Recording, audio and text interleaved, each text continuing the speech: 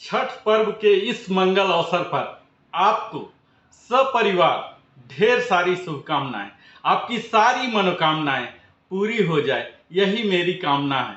छठी मैया, रौनामयी और भगवान भास्कर आपके और आपके संपूर्ण परिवार के, संबंधी के, दोस्तों के स्वास्थ्य और समृद्धि लाएं। इसी कामना के साथ आप एवं आपके परिवार को छठ माह की ढेर सारी बधाइयां एवं अनंत शुभकामनाओं के साथ नरेंद्र कुमार आपके समक्ष आज प्रस्तुत हुआ है। छठ के बारे में वो तमाम जानकारियां आपके सामने प्रस्तुत मैं करूंगा। तो यह दुनिया का एक लौता ऐसा पावन पर्व है जिसकी महत्ता दिन व दिन बढ़ती ही जा रही है। आज ये पर्व हिंदुस्तान, मलेशिया के अलावे लंदन, यूएस में बड़े धूमधाम से मनाया जा रहा है। छठ पर्व एक प्राचीन महोत्सव है जिसे दिवाली के छठे दिन मनाया जाता है। छठ पर्व को सूर्य छठ या डाला छठ के नाम से भी संबोधित किया जाता है। यह उत्सव सूर्य के प्रति कृतज्ञता प्रदर्शित करने के लिए मुख्यतः मनाया जाता है। जो कुछ भी मौजूद है वह सूर्य से पैदा हुआ है मित्रों, इसके अलावा कुछ भी नहीं है। क्या है, क्या होगा, क्या हुआ था, जो चलता है और जो अस्थिर है, ये सब का स्रोत अंत जो है वो सूर्य ही है। सूर्य हमारे जीवन का एक अभिन्न अंग है। हमारे अस्तित्व का आधार भी सूर्य ही है। इसमें सूरज को अर्घ देना यानी कि सूरज को देखना आवश्यक होता है और यह सुबह या शाम के वक्त ही किया जा सकता है। अब सवाल यह उठता है कि कब तक सूर्य को देखने की आवश्यकता है। आप अपने हाथों में पानी धारण करते हैं, पानी धीरे धीरे अंगुलियों से निकल जाता है, तब तक ही सूर्य को देखा जाता है। सूरज को देखने से आपके शरीर की ऊर्जा बढ़ जाती है, इसलिए पूजा मुख्य रूप से सूर्य के प्रति आभार व्यक्त करने के लिए ही की जाती है। जो शब्द छठ है, इसे संक्षेप में शब्द षष्ठी से आता है जिसका अर्थ है छह, 6। इसलिए यह त्योहार चंद्रमा के आरोही चरण के छठे दिन कार्तिक महीने के शुक्ल पक्ष के दिन मनाया जाता है। कार्तिक महीने की चतुर्थी से शुरू होकर सप्तमी तक मनाया जाने वाला यह त्योहार 4 दिनों तक चलता है।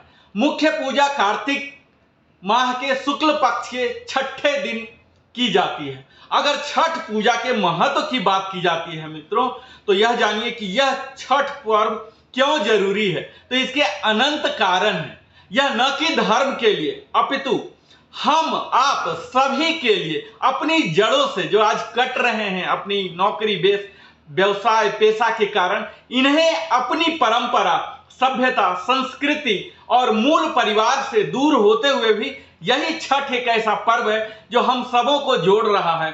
उन बेटों के लिए भी जो नौकरी पेशा के लिए बाहर गए हुए हैं, यह मिलने का एक अच्छा खासा बहाना होता है। उस मां के लिए जिन्हें अपनी संतान को देखे महीनों हो जाता है, उस परिवार के लिए यह छठ उनके लिए भी जरूरी है जो आज परिवार अलग अलग जगह में, अलग अलग राज्यों में, भिन्न भिन्न भागों में रह रहे हैं। उस आजकल की छोटी छोटी परिवार जो है, न्यूक्लियर परिवार, बहू पुतोह के लिए भी, जिन्हें पता होता है कि सिर्फ यही 2 कमरे का जिंदगी है, यही बड़ा घर है, उन्हें भी यह छठ पर्व काफी कुछ सिखाता है। उनके लिए जो नदियों को सिर्फ पिक्चर में देखते हैं, किताबों में देखते हैं, आज इस छठ के बहाने ही वो असली नदी के घाट पर जाते हैं।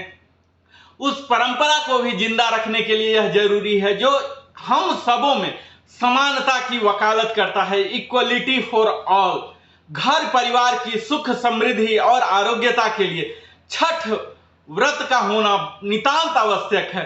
इस व्रत का मुख्य उद्देश्य पति, पत्नी, पुत्र, पौत्र सहित सभी परिवारजनों, मित्रों के स्वास्थ्य की मंगल कामना करना होता है। छठ का अभ्यास मानसिक शांति भी प्रदान करता है। इस पर्व के दौरान हवा का नियमित प्राणिक प्रवाह जो होता है, यह हमारे क्रोध, ईर्ष्या और अन्य नकारात्मक भावों, जो विकार हैं हमारे मनोविकार, इन सब को घटाने में मदद करता है। यह भी बताता है कि छठ पर्व बिना पुरोहित के, ब्राह्मण के भी पूजा हो सकता है, जो सिर्फ उगते सूरज को ही नहीं, डूबते सूरज को भी प्रणाम करना सिखाता है, उस गागर, नींबू, सुथनी जैसे तुच्छ फलों को भी जिंदा रखने के लिए हमें सबक देता है। इसमें सूप दौरा को बनाने वाले वे लोग लेबर जो है बनाते हैं उन्हें भी महत्व दिलाता है। ये बताने के लिए भी यह इंपॉर्टेंट है कि इस समाज में उनका भी महत्व है। उन दम्भी पुरुषों के लिए भी जो नारी को कमजोर समझते हैं, यह नारी सशक्तिकरण के लिए भी छठी मैया का व्रत महत्वपूर्ण माना जाता है। भारतीयों के योगदान और हिंदुओं के सम्मान के लिए इसे माना जाता है। यह एक सांस्कृतिक विरासत और आस्था को बनाए रखने के लिए पवित्र धर्म है, पवित्र पर्व है छठ पर्व, जो कि परिवार और समाज में एकता और एकरूपता के लिए मनाया जाता है, जो कि हमें सिखाता है अपने जीवन को संयमित व्यवहार रखने के लिए, सुखमय जीवन का आधार बनाने के लिए, हमारे घर परिवार की सुख समृद्धि और आरोग्यता के लिए छठ पर्व का व्रत जुड़ा है हमारे जीवन में। मित्रों, अगर इस पर्व की मुख्य उद्देश्य की बात करें तो यह मुख्यतः पति, पत्नी, पुत्र, पौत्र आदि सभी की स्वास्थ्य की मंगल कामना करता है। यह मानसिक शांति भी देता है और ऐसा माना जाता है कि छठ पर्व का उत्सव प्राचीन वेदों में स्पष्ट रूप से बताया गया है, क्योंकि पूजा के दौरान किए गए अनुष्ठान ऋग्वेद में वर्णित अनुष्ठानों के समान है, जिसमें सूर्य की पूजा की जाती है, उनकी उपासना की जाती है, उनकी साधना की जाती है। उस समय ऋषियों को सूर्य की पूजा करने के लिए भी जाना जाता था और अच्छे सेवन किए बिना वे अपनी ऊर्जा सीधे सूर्य से प्राप्त करते थे। पौराणिक कथा की अगर मान्यता पर ध्यान दें तो ऐसा मालूम होता है कि द्रौपदी ने पांडवों को कठिनाई से मुक्ति दिलाने के लिए छठ पूजा का सहारा लिया था। इस अनुष्ठान के माध्यम से वह केवल तत्काल समस्याओं को ही हल करने में सक्षम नहीं रही, बल्कि बाद में पांडवों के हस्तिनापुर, जो कि वर्तमान आज दिल्ली के नाम से जाना जाता है, अपने राज्य को पुनः स्थापित भी किया था। ऐसा भी कहा जाता है कि कर्ण, जो कि सूर्य पुत्र के नाम से जाना जाता है, जो कुरुक्षेत्र के एक महान योद्धा, जो कि पांडवों के खिलाफ युद्ध करना था, ने भी छठ का अनुष्ठान किया था। पूजा का एक अन्य महत्व भगवान राम से भी जोड़ा जाता है। ऐसा कहा जाता है कि प्राचीन ग्रंथों के अनुसार राम और उनकी पत्नी सीता ने उपवास किया था और 14 साल की निर्वासन के बाद शुक्ल पक्ष के कार्तिक के महीने में सूर्य देव की प्रार्थना की थी। तब से छठ पूजा एक महत्वपूर्ण और पारंपरिक हिंदू उत्सव बन गया, जिसे हर साल बड़े ही हर्षोल्लास के साथ मनाया जाता है। लोकप्रिय विश्वास यह भी है कि सूर्य भगवान की पूजा कुष्ठ रोग जैसी बीमारियों को भी पूर्णतः समाप्त कर देता है और परिवार को दीर्घायु और समृद्धि सुनिश्चित करती है। यह सख्त अनुशासन, शुद्धता और उच्चतम सम्मान के साथ की जाती है। यह एक बार जब परिवार छठ पूजा शुरू कर देता है तो वह उनका कर्तव्य हो जाता है कि वह परंपराओं को पीढ़ी तक पारित करें और जब तक जीवित रहें इसी शुद्धता और पवित्रता के साथ करते रहें। मित्रों, अगर छठ पूजा के उत्सव की बात की जाए तो जैसा मैंने कहा कि यह 4 दिनों तक मनाया जाता है। तो जो प्रथम दिन होता है कार्तिक शुक्ल चतुर्थी, जिसे नहाय खाय के रूप में जाना जाता है, उस दिन छठी व्रती जो परिवर्ती होती है स्नान कर पवित्र तरीके से बने शुद्ध शाकाहारी भोजन ग्रहण कर व्रत की शुरुआत कर देते हैं। दूसरा दिन जो कि कार्तिक शुक्ल पंचमी को व्रतधारी दिन भर का उपवास रखने के बाद शाम को भोजन करते हैं, इसे खरना कहा जाता है।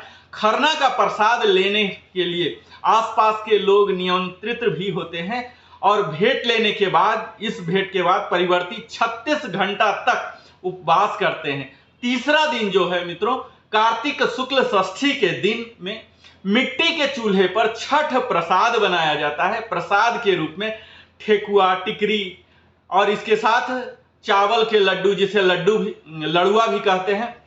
इसके अलावा चढ़ावा के रूप में लाया गया लौंग, इलायची, पान, सुपारी, अग्रपात, गड़ी, छोहाड़ा, चने, मिठाइयाँ, कच्ची हल्दी, कई तरह की अदरक, केला, नींबू, सिंघाड़ा, सुथनी, मूली, जो भी सीजन के फल हैं, इन सब को नारियल, सिंदूर और कई प्रकार के छठ प्रसाद के रूप में चढ़ाए जाते हैं। नए कपड़ों में इन्हें बांधकर एक छत्र बनाया जाता है जिसमें मिट्टी का कलश या हाथी रखकर उसमें दीप जलाया जाता है और उसके चारों तरफ प्रसाद रखे जाते हैं। सभी स्त्रियां एकजुट होकर गीत गाती हैं और छठी मैया से धन्यवाद प्राप्त करती हैं। इस व्रत का चौथा दिन मित्रों कार्तिक शुक्ल सप्तमी की सुबह उदयमान सूर्य की अर्घ दिया जाता है। व्रत उसी जगह पुनः इकट्ठा होती है, सारे लोग इकट्ठा होते हैं जहां उन्होंने शाम को अर्घ दिया था। इसके बाद पुनः पिछले शाम की प्रक्रिया की पुनरावृत्ति होती है। इसके बाद व्रत कच्चे दूध से उगते सूर्य को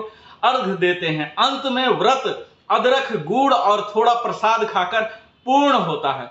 मुख्य उत्सव छठे दिन ही जो तीसरे दिन पर मनाया जाता है, छठ का चौथा दिन जो है, जब सूर्य देव की आराधना सूर्य नमस्कार और फल से की जाती है। छठ पूजा को बिहार, झारखंड, पूर्वी उत्तर प्रदेश, मध्य प्रदेश, छत्तीसगढ़ समेत विभिन्न महानगरों में मनाया जाता है और नेपाल के भी तराई इलाकों में मनाया जाता है। ऐसे तो जहां जहां यहाँ के लोग गए हैं वहां भी मनाया जाता है। वैसे तो लोग मित्रों उगते हुए सूर्य को प्रणाम करते हैं, लेकिन छठ पूजा ही एक ऐसा अनोखा पर्व है जिसकी शुरुआत डूबते हुए सूर्य की आराधना से होती है। मित्रों यह छठ पूजा हमारे लिए जीवन, भाग्य और सफलता की शुरुआत का प्रतीक है। सभी सकारात्मक शक्तियों को एकत्रित करें और उन सारी नकारात्मक शक्तियों को दूर करें। केवल अच्छाइयों को हमें अपनाना है। यही सबक हमें देता है, यही शिक्षा देता है। यह छठ पर्व हमारे लिए ढेर सारी खुशियां लाए, हम सबों के लिए लाए। हम सब स्वस्थ हों, समृद्ध हों। इन्हीं ढेर सारी शुभकामनाओं एवं बधाइयों के साथ नरेंद्र कुमार आप सबसे फिर मिलता है लिविंग हैप्पीली में एक खूबसूरत सा वीडियो के साथ। तब तक के लिए नरेंद्र कुमार को धन्यवाद।